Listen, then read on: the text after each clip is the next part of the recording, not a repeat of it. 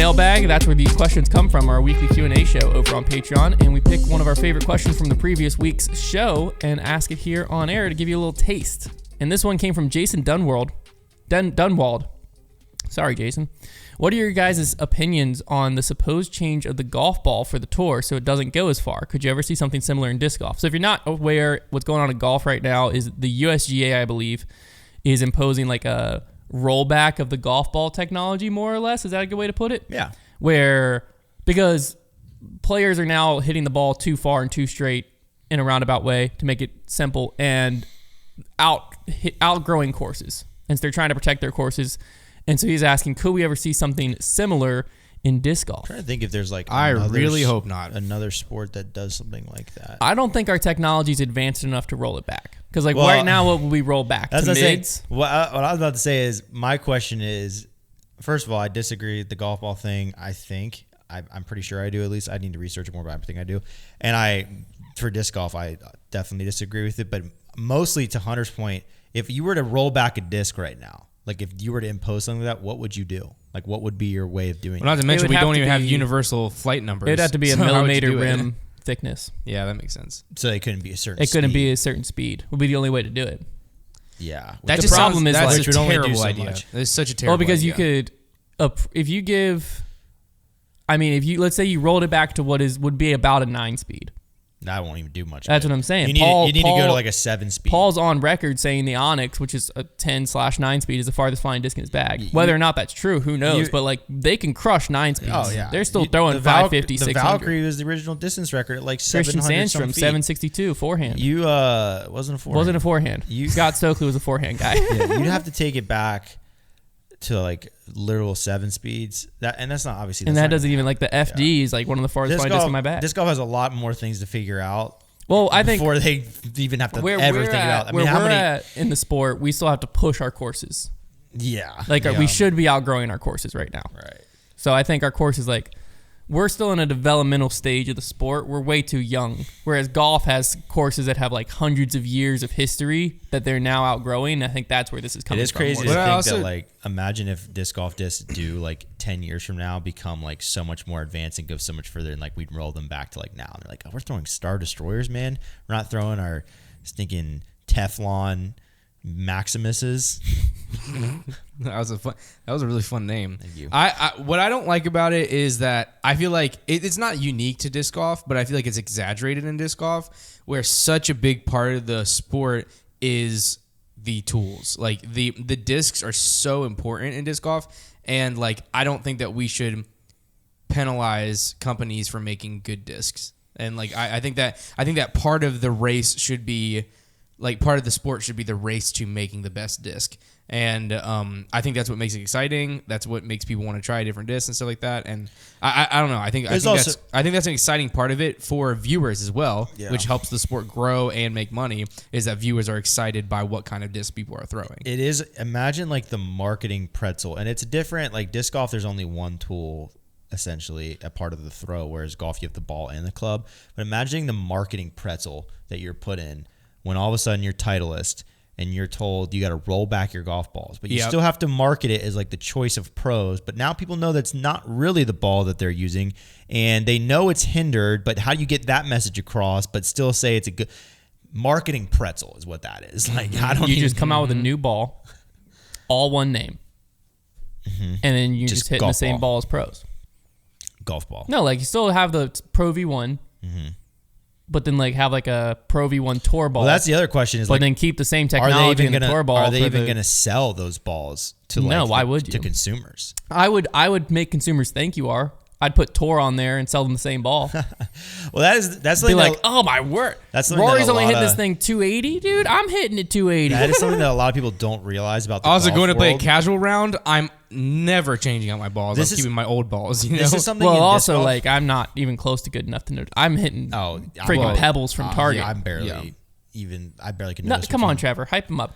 This dude +4 handicap, wild. No. The thing that's interesting about golf and a lot of pro sports compared to disc golf is right now, if you were to go to foundationdisc.com and buy a Star Destroyer, that is the same Star Destroyer that is accessible to the pros. That is the same one.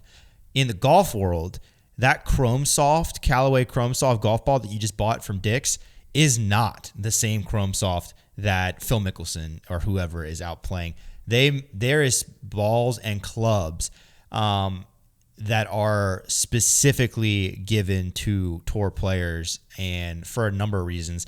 Sometimes it just has to do with clubs. Sometimes it's just the building process of them, like how they're built, with better adhesives and things like that. But like I used to know some guys that I worked with that were on like Callaway's like staff team, and they would show me like the balls that they would get sent specifically that were like a different grade. It's basically a lot of like that industry, and this happens in hockey too with like hockey sticks, is like there are websites you can go to get like pro stock is what they would consider them, and it's just like a different level of equipment, a different price. Soccer, they do it big time with the cleats. Like Nike will release a cleat, and then they'll have what people call them rollbacks, and they'll have the $400 version of that cleat that is literally pro stock, and then they'll have a $300 version and a $200 version and a $100. They all look the same, but there's just differences in the materials and slight differences that make them, it looks like you're buying the fancy one, but you're really not.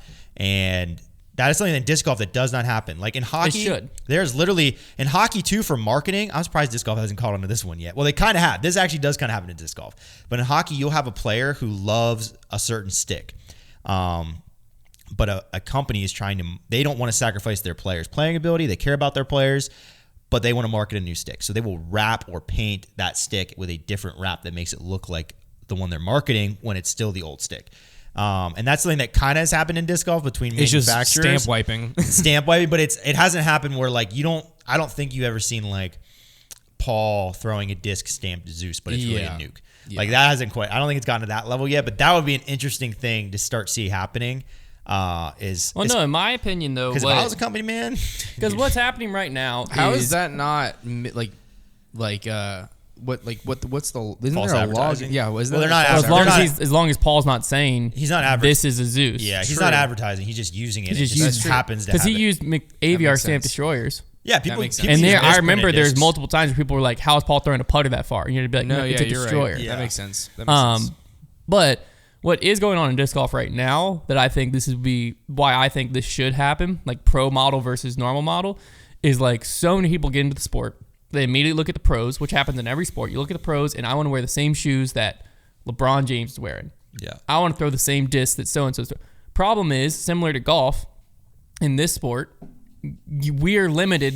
There's a reason we're not on tour. Mm-hmm. So my arm speed isn't Paul's. Yeah. So if I have to get a disc to fly like Paul's Forces fly or Ricky's Enforcers or Calvin Heimberg's Destroyers, it's not going to be the Force, the Destroyer, or the Enforcer. It's going to be probably, for me, like the Zeus, probably like a Wraith or a Crate, honestly, from Innova, and like a freaking Trespass probably from Dynamic, something like that. Right. Trespass might be too flippy. But what I'm surprised a company like hasn't done is, okay, Paul's going to make his entire lineup the Zeus, and then we'll just make it in like a special blend of plastic or like a pro molded Zeus or whatever that like only our Discraft's touring pros have access to this Zeus.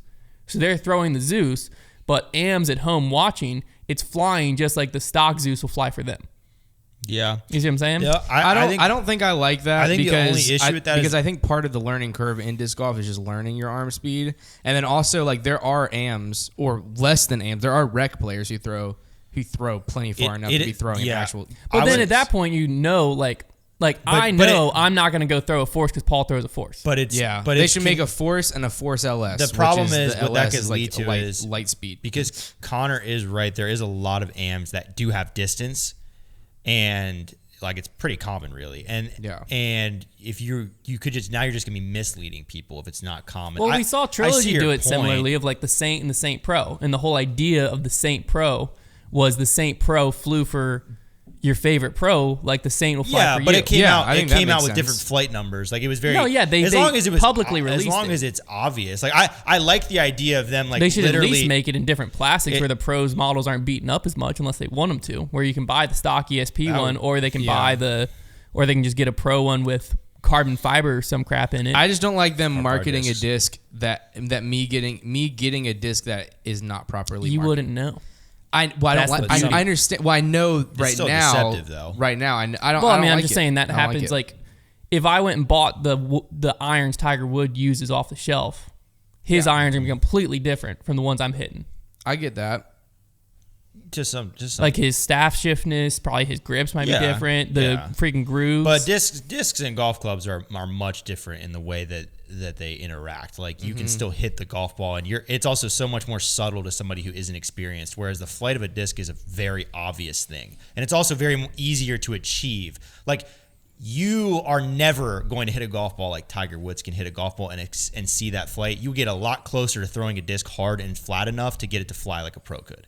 yeah, you'll get close. So but like, I'm just saying, like, the line is a little bit blurry. that is one of the bigger barriers, not barriers to entry, but like one of the easiest, earliest mistakes that players do. It does like, happen to everybody. But I also They think just buy what the pros throw. I also do think, though, it's like the first question that people usually will ask, and it's a very simple explanation. You know, it's not like it's that like once you just say, "Well, that pro throws harder, so you should try different discs." That's a pretty easy thing But to it doesn't grasp. work. Like, And I if mean, anything, if you I- go, But to, at that if point- you go to the course, so many people still have destroyers in their bag that shouldn't have destroyers in their bag Well, right, but because you want it, and there's nothing wrong with yeah, wanting but to I do think that. I think people at that point they know, like Sure. they know they just choose. But not like, to. how much cooler would it be if I was throwing that destroyer and I was getting it to flip up and turn like the pros do? I would feel cooler about myself. I mean, I don't know.